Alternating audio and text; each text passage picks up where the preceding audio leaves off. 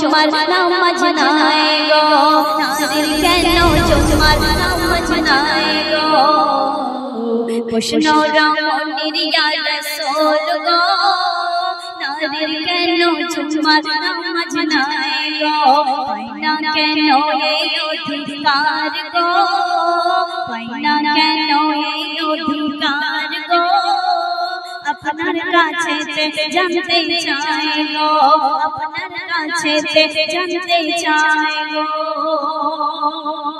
রাসূল পাক সেই রমণীকে কি বলছে, কবি অতি সুন্দর কথাই লিখছে, শুনুন। নবীজি বলে শোনো রমণী, এই আদেশ দিলেন স্বয়ং রব্বানী। নবীজি বলে শোনো রমণী, এই আদেশ দিলেন স্বয়ং রব্বানী।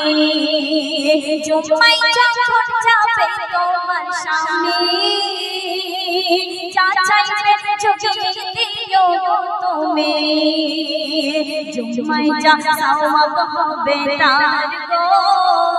আল্লাহ রাসূল বলছে জুম্মায় যা সওয়াব হবে তার গো, তুমি অর্ধেকের অংশীদার গো।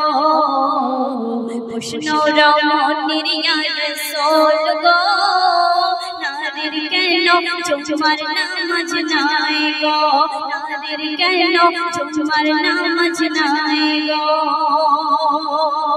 শেষ কথার মাধ্যমে কবি আরো কি বলছে, আল্লাহ পাক এখনকার সময় আমরা মেয়েরা বলি ছেলেদের যে অধিকার আমাদের সে অধিকার, কিন্তু দুনিয়াতে এত সহজ না। আল্লাহ পাক যখন আমার রাসূল পাক দুনিয়ার মধ্যে আসেনি, যখন জাহিলিয়ার যুগ ছিল, তখন কোন নারী সন্তান জন্মগ্রহণ করলে তাকে জীবিত অবস্থায় দাফন দেওয়া হয়ে যেত, কিন্তু এই রাসূল পাক এসে সেই নারীদেরকে কত সম্মান দিলেন। শেষ কথার মাধ্যমে কবি লিখছে, দেখুন।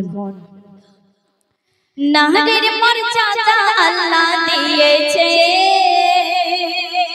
নবীজি বুঝিয়ে বলে রমণীকে, নারীর মর্যাদা আল্লাহ দিয়েছে, নবীজি বুঝিয়ে বলে রমণীকে, মার বাপ ছেলের কাছে বড় কে।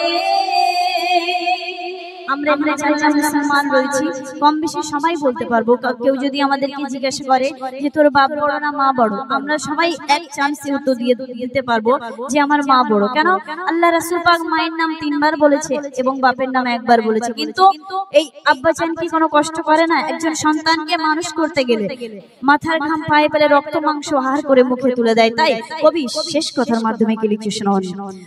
মার বাপ ছেলের কাছে বড় কে, নবীজি একবার বাপ বলে 3 বার মা বলে, নারীর প্রতি আল্লাহর কি দান গো, নারীর প্রতি আল্লাহর কি দান গো, আর সবাই না মায়ের দুধের ঋণ গো। প্রশ্ন রমণীর ইয়া রাসূল গো, নারীর কেন চুম্মার নামাজ নাই গো, নারীর কেন চুম্মার নামাজ নাই গো, পাইনা কেন এই অধিকার গো, আপনার কাছে জানতে চাই গো, আপনার কাছে জানতে চাই গো।